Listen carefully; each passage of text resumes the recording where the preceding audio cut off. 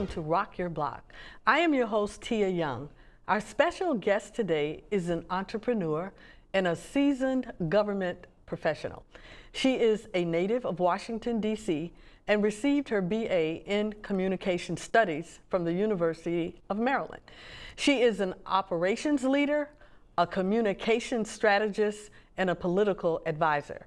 Ladies and gentlemen, please welcome Dionne Johnson Calhoun to our Rock Your Block set.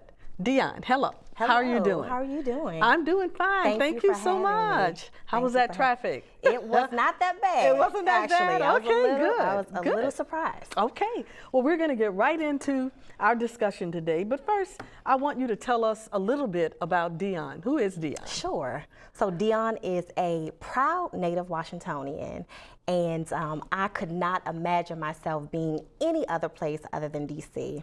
I am a proud mother of 3 beautiful boys, whom I love so much. I'm a proud product of D.C. public schools. I am a strong believer on women empowerment. I believe that women can be bosses not only in the boardroom, I believe that they can also be bosses at home. And I believe that we truly need to stick together because we need to support one another. I like that, especially the sticking together Absolutely. part, because sometimes as women, we forget that. Absolutely. Well, I know that you started your own company, and this is Calhoun Communications. So tell us about that. How did that come about? Sure. So Calhoun Communications is a strategic communications with a focus on political strategy. Prior to starting my own company, I served as the chief political advisor and communication advisor to 2 members of council on the District of Columbia Council who currently serve right now. Right. And I served as their chief advisor. I was definitely responsible for developing and implementing strategy and pushing that forward. I was also very influential in elevating their profiles and with a focus on relationship building and coalition building. And then also running successful campaigns such as social media. Right. Well, you know, you also mentioned about, in the top of the hour, I talked about political strategy. What is that? Tell us a little bit about what that means. Sure, I can tell you exactly what that means. 4 key tips for political strategy, and this is what any person who is running for council or just a veteran who actually needs to beef up their political operations. So first thing, which is extremely important, get your pens and paper out, guys. The first thing is relationship building is key, and I'll go into those. Right. Second piece is social media. Third piece basically is brand identity, awareness, and visibility. And then the 4th piece is message development. Okay. Okay. Okay, and you're going to talk to us about that. And I'll talk to you about that. Right, especially about social media, because that's where I'm weak on. Right, exactly. I keep trying to circumvent that and not do it, and I keep going right back into it where you know, you got to do it. Right. So we can go into social media. Yeah. So I look at the slogan like Beyonce, the slogan, who runs the world? Well, look at social media. Social media literally runs the world. You can't do anything without social media now. The old ways of traditional media are no longer. Traditional media still works. You can still put out a press release, but you're not going to get that instant buzz that you would actually with social media. So, key piece. With graphics. Graphics is everything. People are visual. They want to see pictures, they want to see video, they want to actually see infographics. So the key piece about that is engagement. It is 3.2 times more likely for individuals to engage when they see social pieces. Right? And so you really want to actually use social media to get people engaged in discussion, to get people to weigh in on discussion, and also to have it interactive so that not only are you growing followers, but you're also educating as well. Wow, you're so excited about that. In your organization, how would you take an old person like me and try to bring me up to speed with social media? Because I would fight you. I would. Right. I would say, oh, you know, why can't I do this? You know, why do I have to do that? And, you know, so what would you do? So key piece, you can't be afraid. Like, you can't be afraid of social media. You have to stay up with current. You have to embrace it. You have to embrace it. Yeah. Social media is everything. Facebook, Twitter, Instagram, Snapchat. Don't be afraid when the new hot thing comes out. Snapchat. I hadn't heard of that one. Now I heard of everything. What is Snapchat? Snapchat is basically just a kind of like Instagram, but the difference with Instagram is that you can post a picture, you can do a comment just like Facebook. With Snapchat is different because you're doing video and you're also actually being able to do a message with whoever are your contacts. Oh, okay. All right. The only thing is that it just doesn't stay online long. You only have about 24 hours. Okay. So and then your video goes. So, okay. Or your pictures go. That is, you had 4 points, so that's one of the points. That's the 1 point. Okay. The social media. Right. The other point is brand identity, awareness, and visibility. The first thing for an organization, or let's say a member of Congress or a politician, is that people want to know who you are. How are you going to set yourself apart from any other politician? With an organization, how are you going to set yourself apart from your competition? And so when the first thing that you do is you have to actually get the message out to the masses on what you stand for. And so to do that, people need to see everything. People need to see basically what your victories are. People want to see what your agenda is. People want to see what your constituent services operation is. Basically, they want to see that and they want to feel connected to that. And the more people see with logos, with palm cards, with PSAs, it is embedded then in their brain because they see you at a community event, you walk in the room and they say, hey, that's the guy. Because I've seen, we've seen his staff, we've seen logos, we've seen him on TV. One thing that you want people to recognize is that you do not want to walk into a room and people don't know who you are, especially as a politician. So you are constantly feeding information to them so that when you walk into a room, they say, hey, that's that guy that fought for X, Y, and Z. We know who he is because it's constantly embedded in the brain. People are visual. Once they see, once they hear, they put it all together and it sticks with them. And so that's the branding piece. That's the branding piece. That's the branding piece. That is the branding piece. And so the third piece is message development. Message development is key. For any issue, you want to be proactive rather than reactionary. And when I mean proactive, if there is a message that you are trying to convey, you want to feed that out to the general public in a manner in which they will understand. That is how you're trying to convey your office. You need to appeal to your audience. Once you appeal to your audience, then you want to get them to engage on the issue. Just know that they might not necessarily agree at that initial point, but that's the part of the engagement process. The power of persuasion is key. Everybody's not going to be with you, but it is your responsibility to at least get the message out. And the power of persuasion will either say, hey, I hear you, but you might have to do a little bit more convincing. People actually want to know that their voices were heard in the debate. They want to know that their voices were heard. You are providing a platform for them, for their voices to be heard. But key piece is you want to educate, you want to inform, and you want to engage. Wow. And engage, as you said, could be everybody is not going to love you, but still it's a form of engagement. It's a form of engagement. They got to respect you at least. And they have to respect you to say, even though we don't necessarily agree, but they brought the issue to me and I was able to voice my concerns. That's good. I like that. So that's messaging, developing your message. Developing your message. And then the fourth piece is relationship building. Just like the 5 senses, right? Touch, feel. Constituents actually want to be able to touch you, to hear you, to see you. That is very important. They want to feel connected. They want to feel that you actually care about their issues and you care about the quality of life and you care about actually being their biggest advocate.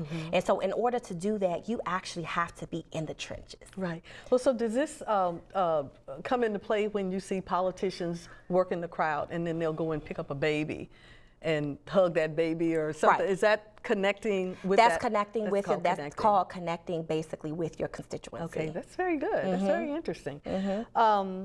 Now, you worked for Congresswoman Norton for 7 years. For 7 years. And you look like 7 years ago you would have been in college. But that's what a lot of people say. I guess, you know.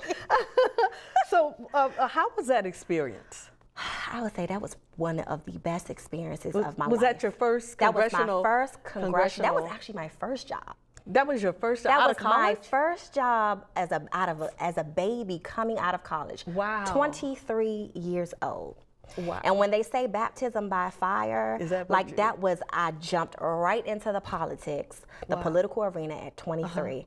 And it definitely, the Congresswoman, I would say, shaped who I am today. She was the one that laid the foundation. That's a good testimony. It's a great testimony, and it's real, and it's from the heart. She taught me that you fight for your constituents. She taught me how to work above and beyond. One thing, and I'll share this story with you, I will never forget when I was a staff assistant, but I got promoted to Capitol Hill. And she told me, and this was pretty much like our first interaction, she said to me, she said, Dionne, I don't want you to ever cut a corner. And it's not because of something that I did, but of course your initial gut reaction is, oh, wait a minute, what did I do? But that's the message that she wanted to stay with me, that Dionne, you always work to the best of your ability. You always work above and beyond. And that is also something that I am now teaching my mentees. Oh, because that's something that stuck with me. That stuck with you. We have a couple of minutes left, but do you have a one favorite thing that you did when you were on the Hill, or was it something that you kind of spearheaded and absolutely took it from the start to the beginning? Absolutely. I talked about women empowerment, right? And the one key piece that I am extremely happy about is that I was serving as a member on the working group for the Lilly Ledbetter Fair Pay Act. Oh, yeah. Okay. And so, we have an equal pay issue and across the country. Right. Women still make 77 cents to $1 that every man makes. And among Black women, the pay gap is even larger. Right. And so that was actually one of the first bills that President Obama signed when he first took office. So that was not only a major victory for the Congress, but that was also a major victory for the Congresswoman, because she also led that effort, and she's been very active on those issues. And statehood too. Right, and statehood too. As she was the chair of the Equal Employment Opportunity Commission. Right. And so it's not a coincidence that Congresswoman Norton, even without a vote, is one of the most influential persons in Congress. What a great testimony to her. That's really nice. Well, we're going to take a short station break, but we'll be right back after these important announcements. So don't touch that dial. Teens today take on leadership roles on the court, in the classroom, and in the community. Leadership Fairfax is looking for rising high school juniors and seniors who want to take their skills to the next level. Since 1987, Leadership Fairfax has inspired, engaged, developed, and connected with more than 1,600 leaders at all stages of their careers. This summer, learn leadership skills for college and beyond from Fairfax County's best and brightest. Begin your journey today by visiting leadershipfairfax.org.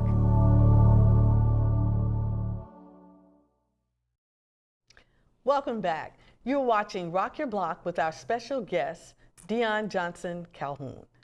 Now, Dionne, you before the break, you were telling us some of the accomplishments in your relationship, very positive relationship with Congresswoman Norton. Now I want to know about what you did when you were with the District of Columbia. What are some of the things, high points of that? Right. So for the two members that I worked for, I was the Chief Political and Communications Advisor and developed and implemented strategy and system for their legislative agenda, their constituent services, and outreach operation, and also their communications piece. Wow. Now, when you say constituent services, what does that entail? That is extreme. That's key. Community? And I'm so glad that you asked that question. Yeah. Constituent services is basically the bread and butter of any office, and that means that you are basically serving as a public servant. You are helping constituents when they reach out to the office for assistance on a matter. It could be trash being cut. It could be basically an issue of them not getting Social Security benefits or them not getting Medicaid. And so sometimes when a constituent reaches your office, they may have exhausted all avenues. And by the time they get to you, they are defeated. Sometimes they just want you to actually listen. And so with compassion and knowing that you could very well be in that same position, it's in your blood to help.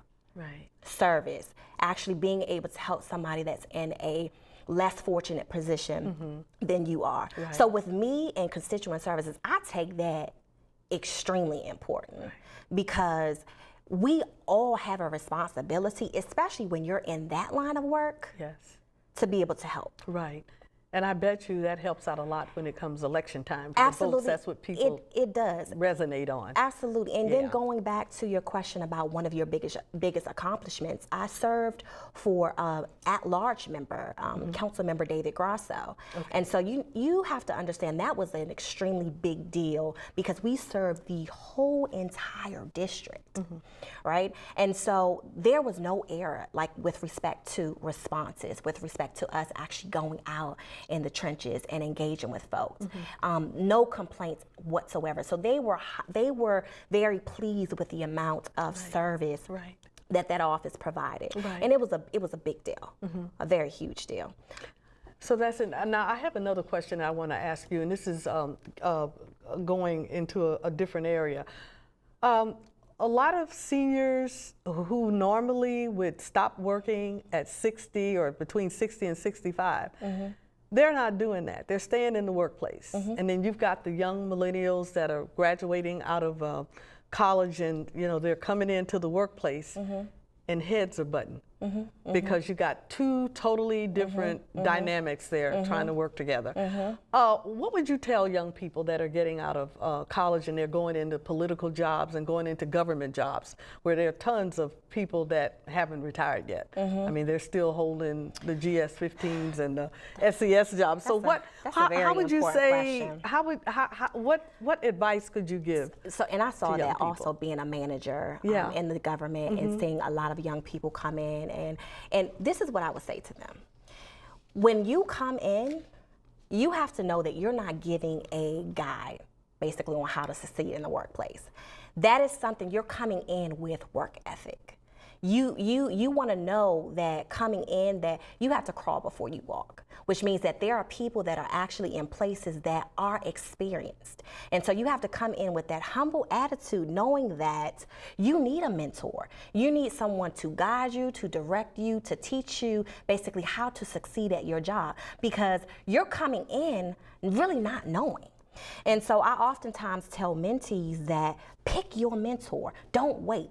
I was fortunate because I actually had people to show me the way. I was 23. I did not. Right? And no, I picked them. You picked them first. I was very aggressive in going out and saying, hey, this is basically what I want to see in the road ahead for my career, and I'm on that strategic plan to get there in 3 years, but I was being strategic in that effort.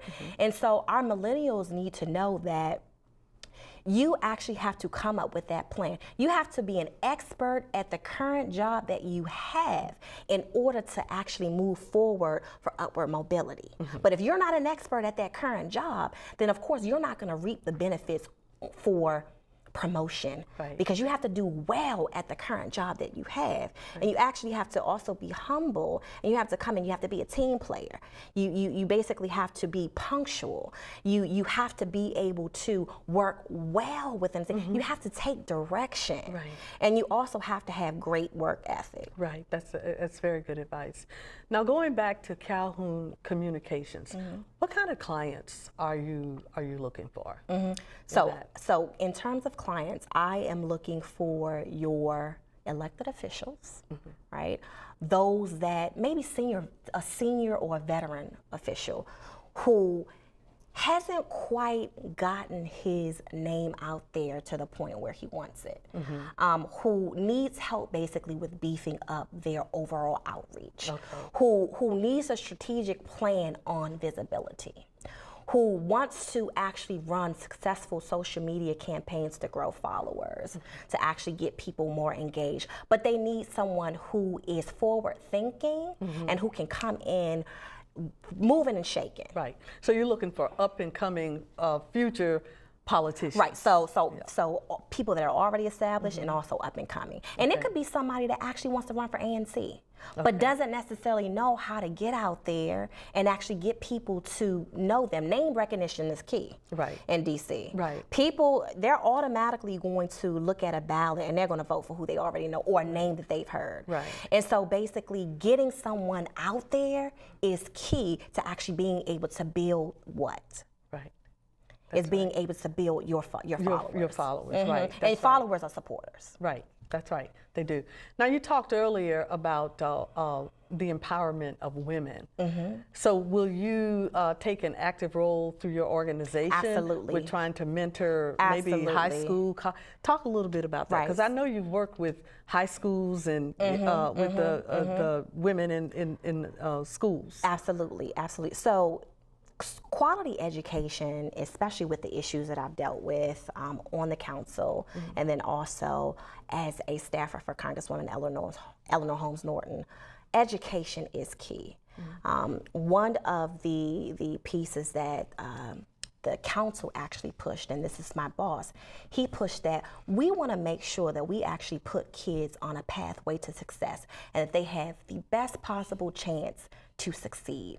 And by doing so, we want to actually eliminate any barriers to them thriving in school, whether that is banning suspensions and expulsions among 3 and 4-year-olds, basically ending the school to prison pipeline. Wait a minute, expulsion of 3 and 4 kids, 3 and 4 years, 3 and 4 years they're old. getting put out of school? Absolutely, because of behavioral problems. Oh, wow. Absolutely. I didn't realize that. Absolutely, that is happening. 3 and 4 years old? It could be that a child had a temper tantrum. It could be that a child, let's say, picked up a table and threw the table over. And that would be looked at as a disciplinary issue. And so, believe it or not, yes, kids are being put out. But making sure that kids have wraparound services, and so that they are actually able to go into the classroom and be able to succeed. That is what this is all about. And so, it is key that we provide that opportunity for them. Mentoring is key.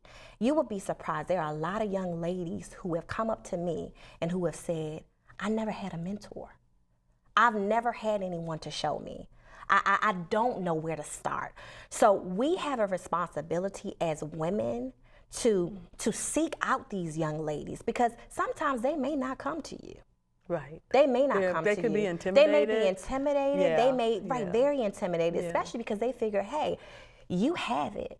But throughout my career, I have been fortunate because I have had women to say, Dionne, I see you. I wanna know what I need to do. And I've been willing and able to say, you know what, baby, come on, I'm gonna show you. Because I had people to do that for me. I've had mentors that if it weren't for them, I would not have been able to climb up in the ladder. But I saw them, I watched them, I gleaned from them. And I was able to take that and I was able to actually build for myself, because I had people that were pushing me, people that were supporting me, people that were saying, Dionne, hey, this is how you do things. Wow. Don't go that route.